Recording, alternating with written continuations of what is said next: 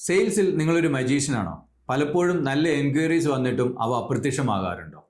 അവ അപ്രത്യക്ഷമാകുന്നതല്ല, നഷ്ടപ്പെടുന്നതാണ്. പലപ്പോഴും ഈ നഷ്ടപ്പെടലിന് പിന്നിൽ അവർക്ക് പ്രോഡക്റ്റിനോട് താല്പര്യമില്ലാത്തത് കൊണ്ടല്ല, നമ്മളുടെ സെയിൽസ് പ്രോസസ്സ് ഫെയിൽ ആകുന്നത് കൊണ്ടാണ്. 4 കാരണങ്ങളാണ് അതിന് പ്രധാനമായിട്ടുള്ളത്. 1, സ്ലോ ഫോളോ അപ്പ്. രണ്ടാമത്, നമ്മളൊരു ട്രസ്റ്റ് ബിൽഡ് ചെയ്യുന്നില്ല. മൂന്നാമത്തത്, നമ്മുടെ ലീഡ് നർച്ചർ ചെയ്യുന്നില്ല. പലപ്പോഴും ഒരു പ്രോസ്പെക്റ്റ് എൻക്വയറി ചെയ്യുന്ന സമയത്ത് അവർ പൂർണ്ണമായിട്ടും റെഡി ആയിട്ടുണ്ടാവില്ല. അപ്പോൾ നമ്മൾ ലീഡ് നർച്ചർ ചെയ്തില്ലെങ്കിൽ അവരുടെ മനസ്സിൽ നിന്ന് നമ്മൾ ഗ്രാജുവലി ഫെയ്ഡ് ആകുന്നുണ്ടാവും. നാലാമത്, നമ്മളുടെ പ്രോഡക്റ്റിനെ കുറിച്ചും ഫീച്ചേഴ്സിനെ കുറിച്ചും നമ്മൾ സംസാരിക്കും, പക്ഷേ അവരത് കെയർ ചെയ്യുന്നില്ല. അവരെ സംബന്ധിച്ചിടത്തോളം അവരുടെ പെയിൻ പോയിന്റ്സ് അഡ്രസ്സ് ചെയ്യുന്ന ഒരു സൊല്യൂഷൻ കൊടുക്കുന്ന പ്രോഡക്റ്റാണ് നിങ്ങൾക്കുള്ളതെങ്കിൽ ഡെഫിനറ്റ്ലി അവരൊരിക്കലും അപ്രത്യക്ഷമാകുകയില്ല.